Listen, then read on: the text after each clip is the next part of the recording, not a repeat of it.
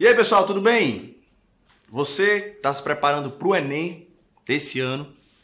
Quero te trazer algumas dicas nessa aula de Química, voltado aí para te preparar, te deixar bem afiado para chegar junto, chegar bem no Enem 2023, tá? Primeiramente, vamos lembrar que são 15 questões de Química, em média 15, 14 questões de Química, e nós vamos ter questões fáceis, vamos ter questões de nível médio e tem aquelas questões difíceis, né? Lembrando da estratégia que é sempre acertar as questões fáceis, brigar pelas médias e as difíceis, o que vier vai ser lucro, tá? E dessa forma você vai estar garantindo uma boa pontuação na sua disciplina, na sua parte de ciência da natureza. Beleza? E eu trouxe algumas questões de Enems de edições anteriores, para você perceber os temas que têm caído de forma recorrente, tá? Estequiometria é um assunto que sempre cai. Todos os anos tem caído estequiometria, então se prepare bem, porque muito provavelmente você vai ver a sua prova desse ano, tá? Concentração de soluções, reações orgânicas, eletroquímica, a parte de pilhas e eletrólise, e também termoquímica. A parte de propriedades das substâncias, polaridade, forças intermoleculares, essa parte também é importante para o Enem. E a gente vai ver aqui algumas questões de alguns Enems aí, 2009, 2015, tá? Para você ver como esse tema é recorrente nesse certame, beleza? Sou o professor Alain Biapina, professor de Química da rede, tá?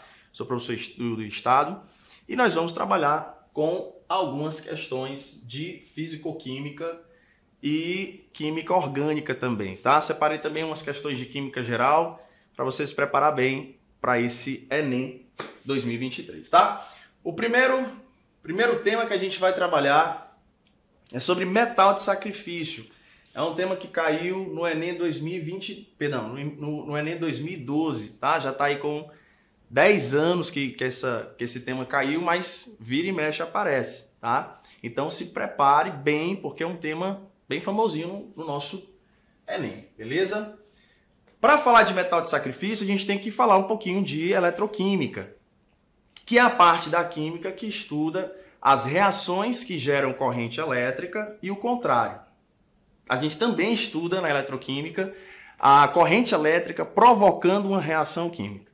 E qual é a diferença? No primeiro caso, nós temos um processo espontâneo. Uma reação química vai acontecer envolvendo metais, tá? Em que você tem a formação de um fluxo contínuo de elétrons. Já na eletrólise, o processo é o contrário, é um processo não espontâneo, onde uma corrente elétrica promove uma reação química acontecer, tá?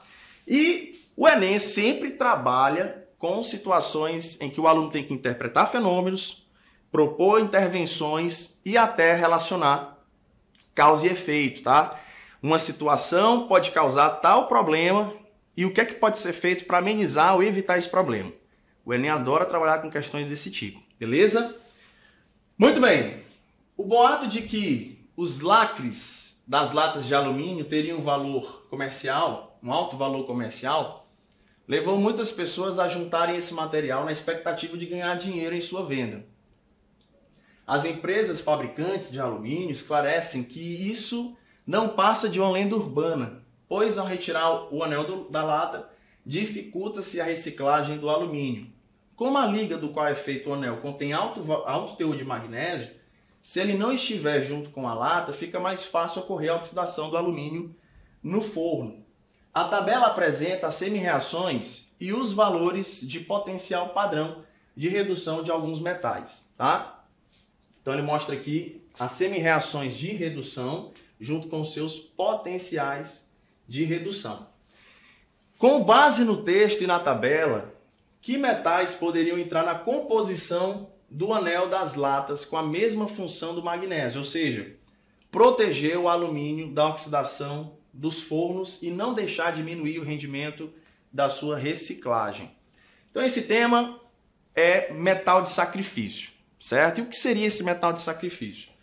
Bom, o oxigênio é capaz de agir como um excelente agente oxidante, ou seja, ele é capaz de causar oxidação de certos metais, tá? Por exemplo, o ferro. Eu vou citar o exemplo do ferro porque é o exemplo mais clássico que nós temos. Quando você tem uma barra de ferro e essa barra de ferro entra em contato com umidade e oxigênio, um processo natural vai acontecer, que é o processo de oxidação. Aqui você tem a presença do oxigênio, que é o agente oxidante, e você vai ter, por exemplo, uma gota d'água. Por incrível que pareça, isso é uma gota d'água, tá? Então, o ferro, ele vai perder elétrons, se transformando em ferro 2+, pela perda de elétrons, tá? Aqui é um processo espontâneo de oxidação. Esses 2 elétrons vão ficar livres e vão ser recebidos pelo oxigênio, tá? A gente vai ter aqui a formação de íons hidróxidos no processo, tá? O oxigênio junto com a água e os elétrons que foram perdidos vão se transformar em íons hidróxidos, que é o nosso famoso OH-. O ferro se junta com esse hidróxido formando o FeOH2, que depois de sucessivas reações com o oxigênio vai formar a ferrugem. Então a gente vai ter a formação do óxido férrico, por exemplo, tá? Que é a nossa ferrugem. Então é um processo natural que acontece toda vez que o ferro fica exposto ao oxigênio na presença de umidade. Inclusive, em áreas que você tem a maresia, né, gotículas de água espalhadas na atmosfera com a presença de íons, facilita essa troca de elétrons, o que acelera o processo de oxidação do ferro, tá? E existem maneiras de você proteger o ferro. Existem 3 formas básicas de você proteger qualquer metal. Aqui, no caso, estou falando do ferro, tá? Você pode fazer a pintura. A pintura é um processo de proteção, tá? Porque a pintura vai formar uma camada protetora, evitando o contato do oxigênio com o ferro, tá? Então, esse impedimento vai acabar protegendo o ferro.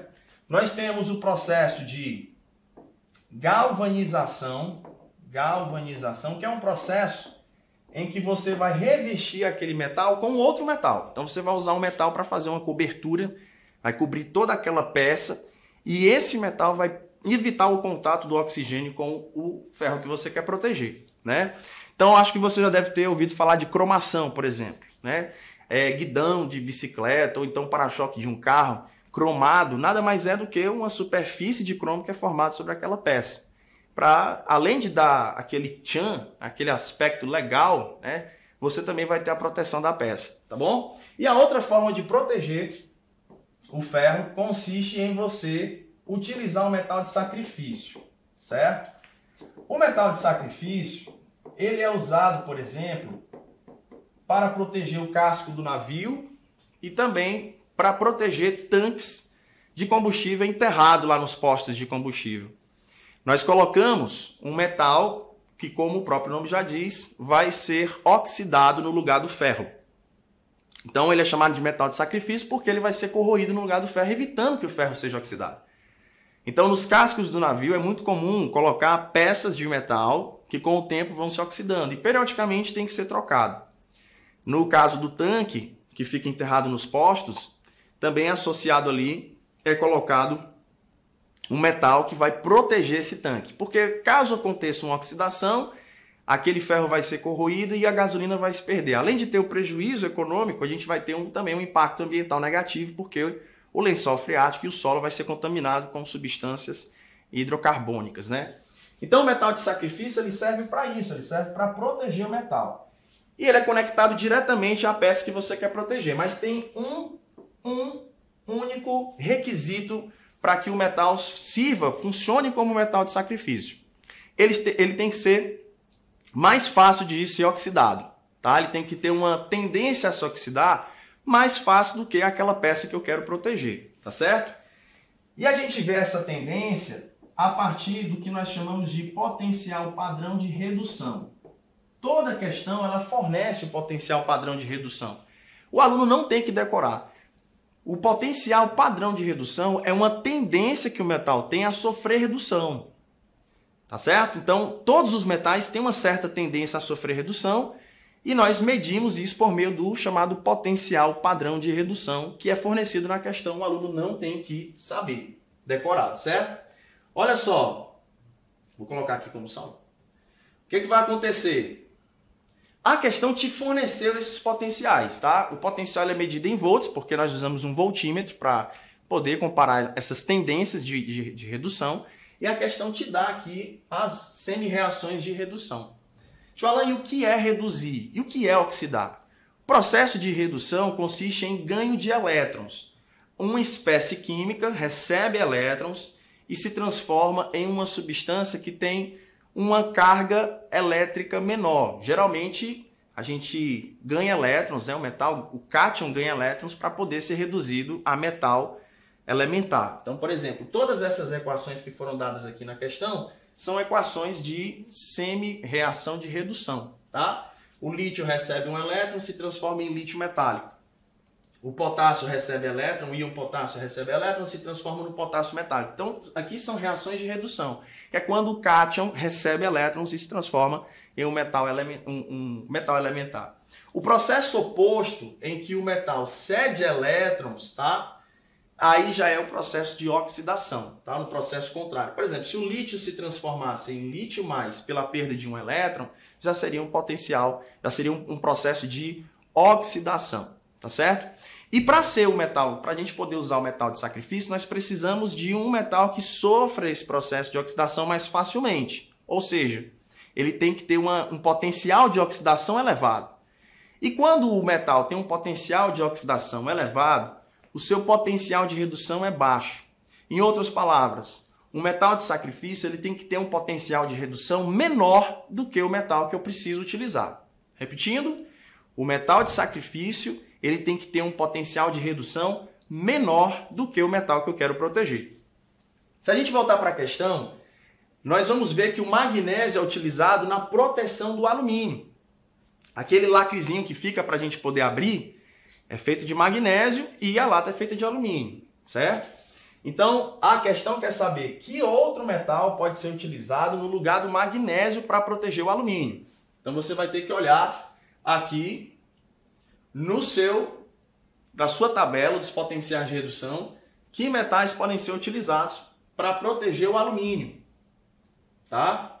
O alumínio está aqui, o potencial de redução dele, menos 1,66. O magnésio tem um potencial menor de menos 2,36, por isso que ele está sendo utilizado como metal de sacrifício. E nós temos outros metais com potencial menor, que é o lítio e o potássio. Então, analisando aqui os itens, nós vamos ter item A, somente o lítio, pois ele possui menor potencial de redução.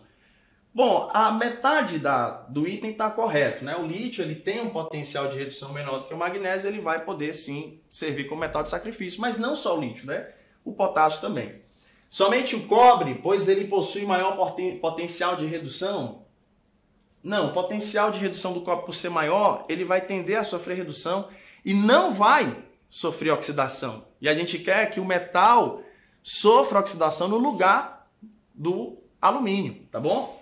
C, somente o potássio, pois ele possui potencial de redução mais próximo do magnésio. Também não. Item D, somente cobre e zinco, pois eles sofrem oxidação mais facilmente que o alumínio. Cobre e o zinco têm um potencial de redução maior, então eles não tendem a sofrer oxidação mais facilmente do que o magnésio, do que o alumínio, perdão. E o item correto vai ser o item E, somente o lítio e o potássio, pois seus potenciais de redução são menores do que o do alumínio, portanto, eles vão poder ser utilizados como metal de sacrifício. Beleza? Então, questãozinha de 2012, tá? Uma questão bem tranquila sobre metal de sacrifício. Guarde essa informação, tá?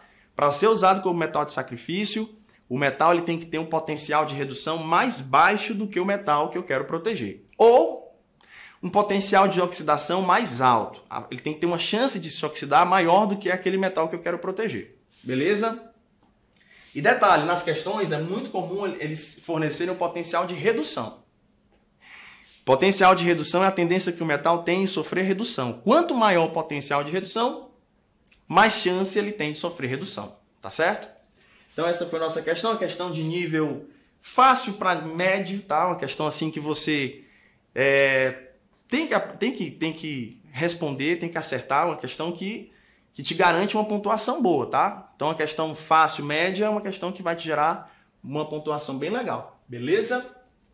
Vamos para a próxima questão, que fala sobre eletrólise também, relacionado com a eletroquímica. Essa questão caiu no ano de 2009, tá? E uma questão bem bacana, porque ela traz uma aplicação. Ela traz uma aplicação para o nosso dia a dia, tá? A eletrólise é um processo não espontâneo, em que uma corrente elétrica promove uma reação química não espontânea para acontecer. E a eletrólise é utilizada em alguns aspectos da nossa vida. Nós podemos utilizar a eletrólise para a obtenção de metais, como é o caso do alumínio. O alumínio é um metal que, quando ele é extraído lá da mina, a gente extrai o alumínio principalmente a partir do minério bauxita, ele vai ser levado para uma siderúrgica e lá a gente separa a alumina, que é o óxido de alumínio, a partir da bauxita. E a alumina ela passa por um processo eletroquímico para se obter o alumínio metálico. É um custo muito alto para produzir o alumínio, por isso que é mais vantajoso economicamente e também de forma ambiental, né? A vantagem ambiental é a reciclagem do alumínio. Tá? Então é mais fácil você reciclar alumínio do que produzir alumínio. E a gente tem essa dupla vantagem, tá? Econômica e ambiental. Tá certo? A eletrólise também é utilizada na purificação de metais, principalmente o cobre. O cobre ele é extraído, mas ele precisa ser purificado no processo. E a gente usa a eletrólise na purificação. E a eletrólise também é utilizada no revestimento de peças. Lembra que eu falei sobre a galvanização como uma forma de proteger o ferro? Você vai recobrir um metal utilizando outro metal? Se tem até a cromação? Pois bem, esse processo de proteção de uma peça por revestimento de outra também ocorre em uma eletrólise, tá? Em um processo eletrolítico. Não só a cromação, a gente também tem a niquelação, a gente tem a douração, que é o revestimento usando ouro, tá? Nas semijoias, por exemplo. E a gente também tem a zincagem, que é o processo em que você coloca zinco sobre a superfície das peças para proteger, a fim de protegê-la. É o famoso aço galvanizado. Não sei se você já ouviu falar. Mas o aço galvanizado é o aço, que é uma liga metálica de ferro e carvão, recoberta ali com uma camada de zinco. Tá bom? Um processo que é produzido em uma eletrólise. Beleza? Bom, antes da gente ler a questão, é interessante a gente ter o conhecimento, falar um pouquinho sobre o que é essa eletrólise, tá? Então eu vou puxar aqui para a lousa branca, tá certo? A gente vai trabalhar um pouquinho esse conceito de eletrólise, tá? Bom, a eletrólise ela acontece em uma cuba eletrolítica. Começa daí. A cuba eletrolítica é um recipiente onde eu vou colocar a minha amostra que vai ser eletrolizada, beleza? E dentro desse recipiente eu vou colocar 2 eletrodos. Eletrodos são substâncias sólidas capazes de conduzir corrente elétrica, placas metálicas, por exemplo, certo? E eu vou ligar esses eletrodos a uma bateria. Inclusive lá na física, né, a gente representa muito a bateria com esses 2 tracinhos, né, um tracinho menor e um tracinho maior, tá certo? Então a cuba eletrolítica ela funciona assim. Aqui dentro eu vou ter a minha amostra, tá? Esses eletrodos vão estar mergulhados dentro dessa amostra, beleza? E tudo conectado a uma bateria. Aqui nós temos o polo negativo da bateria, aqui nós temos o polo positivo. O eletrodo que vai estar ligado ao polo negativo da bateria é chamado de cátodo. E aí vai uma dica importante, tá? Na eletrólise a gente muda o nome dos sinais. Porque lá na pilha o polo positivo é chamado de cátodo e o polo negativo é chamado de ânodo. Mas numa eletrólise, numa cuba eletrolítica, nós chamamos isso aqui de cuba eletrolítica, o polo negativo é chamado de cátodo. Porém, no cátodo acontece o mesmo processo que acontece na pilha, o processo de redução, tá? Então nós vamos ter aqui o processo de redução. O outro eletrodo que está ligado ao polo positivo vai ser o polo positivo, certo? E é chamado de ânodo aqui no processo, tá? É chamado de ânodo. Deixa eu apagar aqui.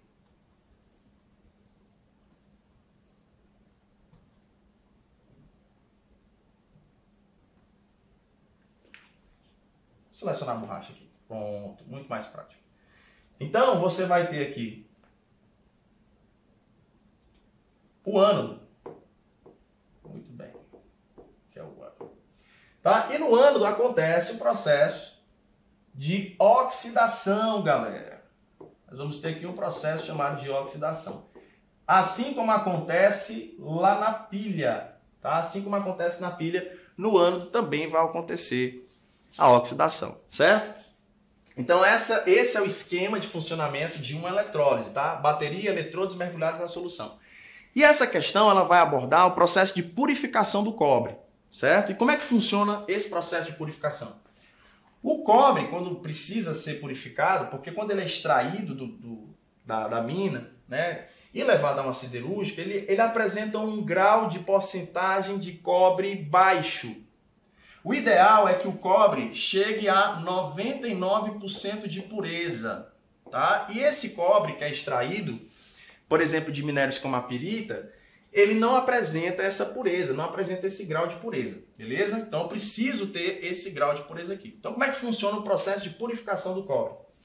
O cobre que vai ser purificado vai ser conectado ao polo negativo da nossa bateria, certo? Ou seja, vai ser o cátodo.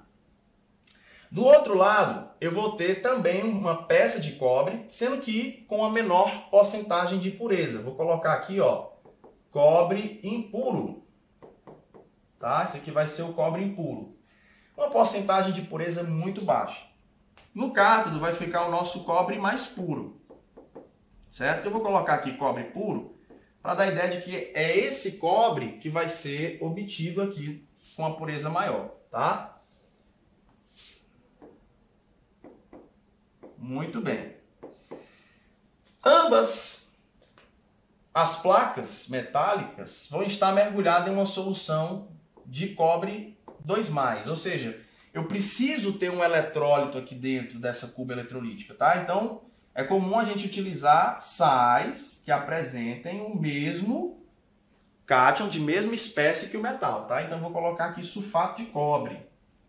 O sulfato de cobre, quando é dissolvido na água, ele se dissocia e libera na solução íons cobre 2+, tá? Então, recapitulando, o eletrodo negativo, que é o cátodo, nós vamos ter o cobre mais puro, enquanto no eletrodo positivo, que é o ânodo, nós vamos ter o cobre impuro, tá? Ambos não apresentam o grau de pureza necessário para ser vendido comercialmente, para ser usado como fiação elétrica, né? Então a gente precisa aumentar esse grau de pureza. E aí eu coloco a cuba eletrolítica para funcionar. Como é que ela funciona? Elétrons saem do polo negativo da bateria, migram descendo aqui pelo fio, chegam até a solução, aonde vão ser recebidos pelo cobre 2+. Então, no cátodo, a gente vai ver a seguinte reação acontecendo. Ó. O cobre 2+ recebe elétrons, tá? 2 elétrons, e se transforma em cobre metálico. Esse cobre metálico que vai sendo produzido, ele começa a se depositar sobre a superfície daquela placa de cobre mais pura, tá? À medida que a bateria fornece elétrons para a solução, ela também toma elétrons do eletrodo de cobre impuro, tá? Então lá no ânodo vai acontecer um processo oposto ao que acontece no cátodo. No ânodo nós vamos ter o cobre sofrendo um processo de oxidação. O cobre metálico vai se transformar em cobre 2+, tá? Vai se transformar em cobre 2+ pela perda de 2 elétrons. Esses 2 elétrons, eles vão para a bateria, tá? Porque a bateria tanto fornece elétrons, mas como também precisa receber. E o cobre 2+ que está sendo formado vai para a solução, ou seja, ele vai repor o cobre que está sendo retirado da solução. Porque esse cobre que está na solução, ele está sofrendo redução, está se reduzindo e sendo ali depositado sobre a placa de cobre. Então, veja só, resumindo o processo. De um lado, o cobre vai sofrer oxidação, passando a cobre 2+. E ao mesmo tempo, o cobre 2+ sofre redução e se deposita no outro eletrodo na forma pura. Com o passar do tempo, a quantidade de cobre nesse eletrodo vai aumentar tanto, que a porcentagem de cobre tende a aumentar, né? Se você tem mais cobre do que outros metais, então a porcentagem de cobre vai aumentando até chegar aos 99% que nós desejamos, tá? Então o processo de purificação consiste nisso. Você vai ter, de um lado, cobre metálico sofrendo oxidação, se transformando em cobre 2+, e em seguida o cobre 2+ recebendo elétrons, se reduzindo e voltando a ser cobre do outro lado da cuba eletrolítica, tá? Lá no nosso cátodo.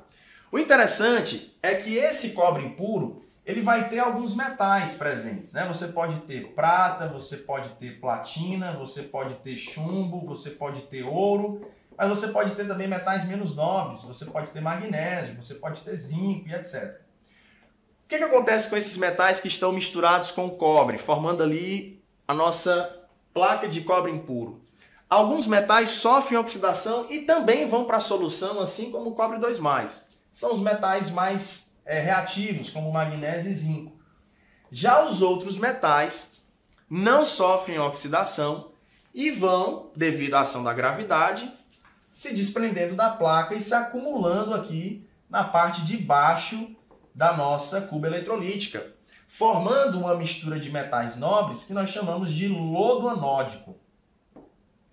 Então, o que vai formar aqui, pessoal, o lodo anódico, são metais mais nobres que têm uma tendência de sofrer redução e uma tendência de oxidação baixa, né? Então, são metais que não se oxidam tão facilmente, beleza? Esse aqui é o processo de eletrólise para a purificação do cobre, que é o tema da nossa questão. Vamos voltar aqui? Olha só, olha que questão interessante. Para que apresente condutividade elétrica adequada a muitas aplicações, o cobre bruto obtido por métodos térmicos é purificado eletrolicamente. Foi o que a gente acabou de ver no comentário no início dessa questão. Nesse processo, o cobre bruto impuro constitui o ânodo da célula, que está imerso em uma solução de sulfato de cobre 2, também chamado de sulfato cúprico. À medida que o cobre impuro é oxidado no ânodo, os íons cobre 2+ da solução são depositados na forma pura no cátodo. Quanto às impurezas metálicas, algumas são oxidadas, passando à solução, enquanto outras simplesmente desprendem do ânodo e se sedimentam abaixo dele. As impurezas sedimentadas são posteriormente processadas, e sua comercialização gera receita que ajuda a cobrir os custos do processo de purificação do cobre metálico. A série eletroquímica a seguir lista o cobre e alguns metais presentes como impurezas no cobre bruto, de acordo com suas forças redutoras relativas. Entre as impurezas metálicas que constam na série apresentada, as que se sedimentam abaixo do ânodo de cobre são, né? Ou seja, que vão formar o lodo anódico, tá? E a questão, ela te deu uma informação importantíssima, porém de difícil interpretação. Quando a questão fala força redutora, ela está falando da capacidade da substância agir como um agente redutor.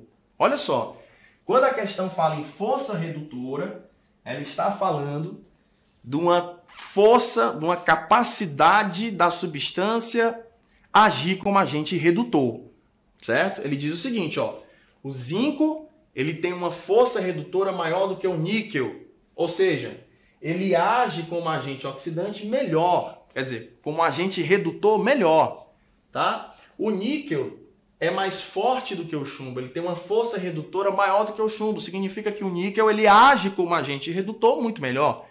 Mas o agente redutor se caracteriza como aquela substância que sofre oxidação. Então lembre-se, na química é tudo o contrário, né? Quando perde elétrons fica positivo, quando ganha elétrons fica negativo. E o agente redutor é aquele que sofre oxidação no processo. É aquele que perde elétrons e o seu NOx acaba aumentando.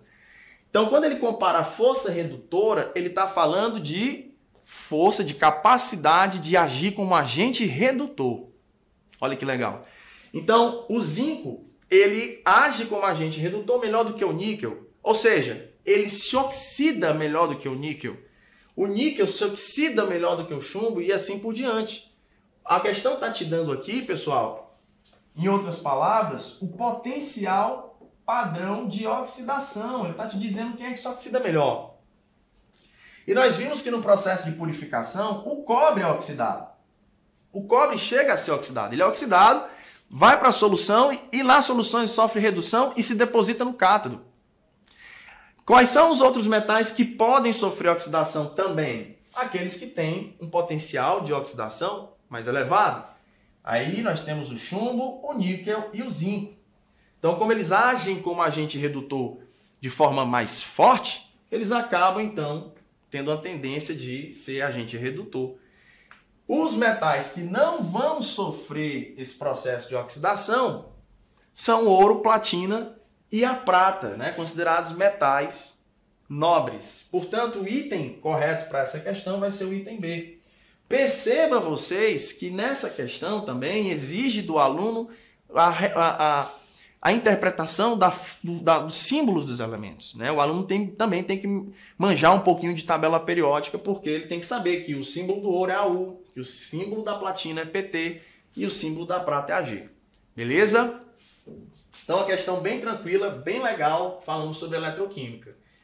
E nós vamos então para a próxima questão. Essa questão é uma questão que vem caindo com uma certa frequência nesses anos, tá? Que é sobre reações orgânicas. Essa questão eu tirei lá do Enem 2012, tá bom? E é uma questão que vai falar sobre reação de substituição em anéis aromáticos. Então vamos para cá, vamos para o texto e depois a gente vai para o comentário, beleza?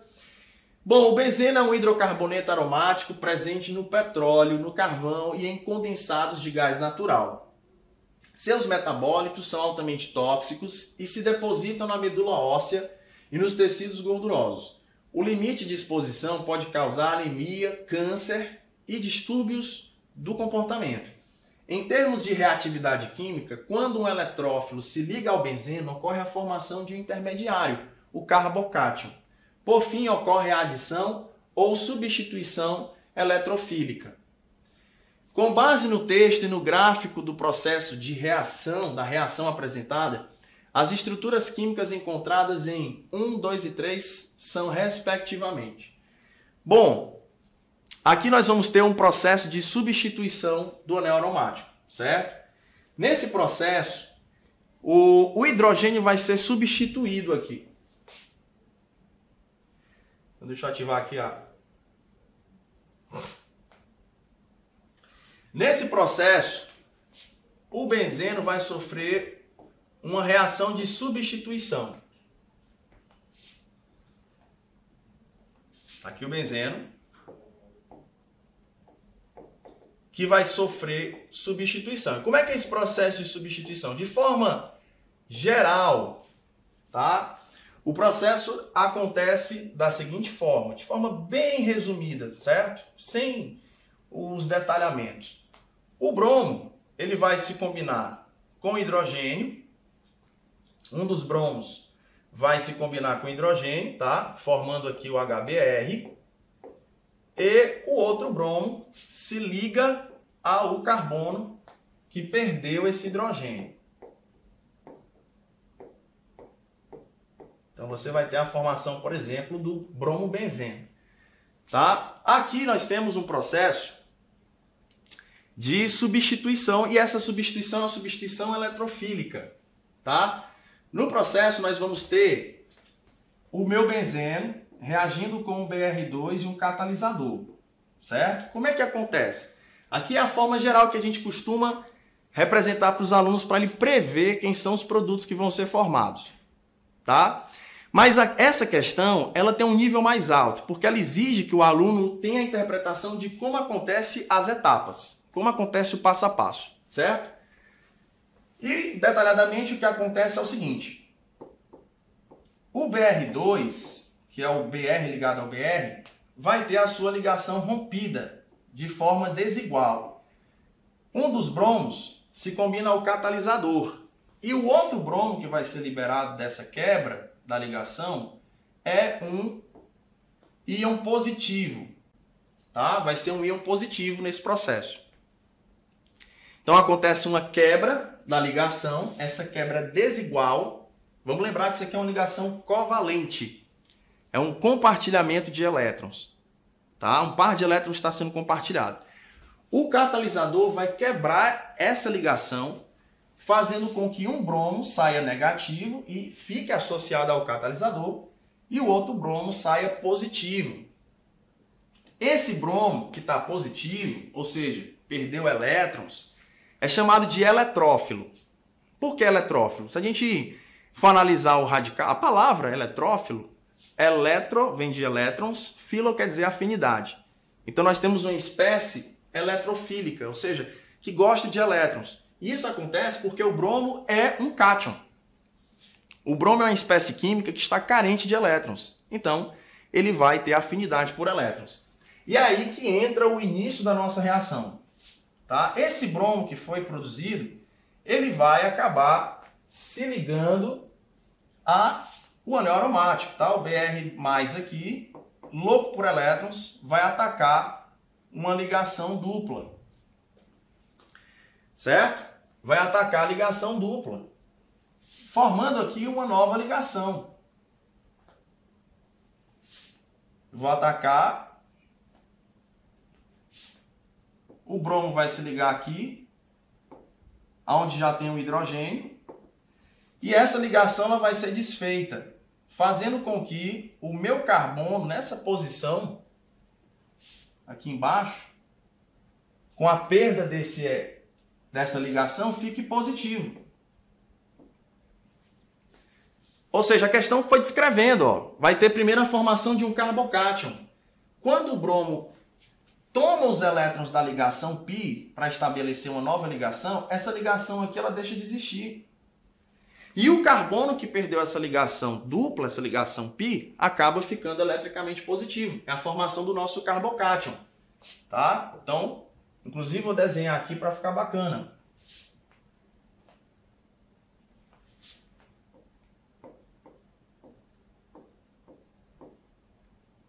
Que vai ter o hidrogênio, vai ter o bromo e vai ter aqui o carbono com uma carga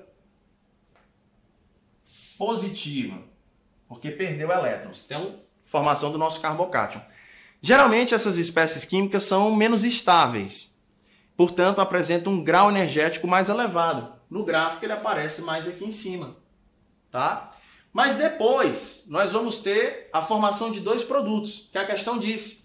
Uma é formado por uma adição e o outro por um processo de substituição. Então, o que pode acontecer aqui nesse processo é o outro bromo, o Br- que estava aqui com o catalisador, se ligar a esse carbono que está eletricamente positivo. E aí a gente vai ter a formação de um produto, e esse produto ele é mais instável. Por isso que ele vai ter uma quantidade de energia um pouco mais alta. Tá? No final das contas, você vai ter aqui um produto fruto de um processo de adição. E esse composto formado, ele é menos estável porque, diferentemente do anel aromático, que sofre um processo chamado de ressonância, nesse produto 2 a gente não vai ter. A ressonância consiste em os elétrons π ficarem girando. A gente diz que esses elétrons da ligação π estão deslocalizados, eles estão girando dentro do anel, eles pertencem a todos os carbonos ao mesmo tempo. Isso acontece no anel aromático. Mas aqui, fruto de um processo de adição, você já não vai mais ter esse processo de ressonância, que confere uma certa estabilidade para a molécula. Por isso que o produto 2 ele é menos estável e vai ter um conteúdo energético mais elevado. Já o produto 2, que é mais estável que o carbocátion, é o processo em que o Br- ele retira o hidrogênio, tá? Formando o HBr, forma-se então o HBr, beleza? E a ligação dupla é estabelecida novamente, tá? Com a saída do hidrogênio, esse par de elétrons volta para a sua posição original, e aí nós vamos ter um produto fruto de um processo de substituição. Tá? A gente vai ter aqui a formação do produto 2. Beleza? O bromo vai estar bem aqui, ó. Olha só que bacana. O produto 2 ele é fruto da substituição eletrofílica do anel aromático, enquanto o produto 1 é fruto de um processo de adição. O produto 2, por manter as 3 ligações π dentro do anel, vai ainda acontecer o processo de ressonância que confere uma certa estabilidade para o anel. Por isso que esse é o composto 3. Né? O composto 2 é o fruto do processo de adição e o composto 3 é fruto do processo de substituição, tá? Analisando, portanto, aqui os itens, o que é que a gente vai ter? O carbocátion formado, ó, no item A e no item B é o mesmo, né? O processo é o mesmo. O produto 2 vai ser o meu anel aromático com 2 bromos associados, né? Já não pode ser o item B, repara que não pode ser o item B porque, ó, ele manteve a ligação pi aqui. Não, se acontece um processo de adição, essa ligação pi não vai mais existir, tá certo? E o último também nem se fala, né? Faltou a ligação pi aqui. Beleza? Se a gente olhar só para esses 2 itens, porque os outros itens estão na próxima página, a gente já encontra o item correto, né? O item correto desse processo aqui vai ser o item A, o carbocátion formado, o produto 2 e o produto 3. Mas vamos dar uma olhada aqui nas outras opções. Tá, ó. Você vai ter também aqui, ó, os erros aqui, o carbocátion. Esse sinal positivo era para estar aqui, certo? Deixa eu só ativar aqui o nosso pincel. O sinal positivo era para estar aqui, era para ter uma ligação a mais, então já não pode ser. Aqui a ligação dupla, a ligação dupla se manteve no processo, não é para ter. Né? No item D também, é o mesmo problema do item C. Tá? Aqui está faltando uma ligação pi. E no item E, também o mesmo erro dos demais itens, aqui no primeiro, carbocátion, né? E aqui também a ligação pi que se manteve e a falta da ligação pi aqui. Ou seja, é evidente, provado aí, que o item correto é o item A, de aprovação. Beleza?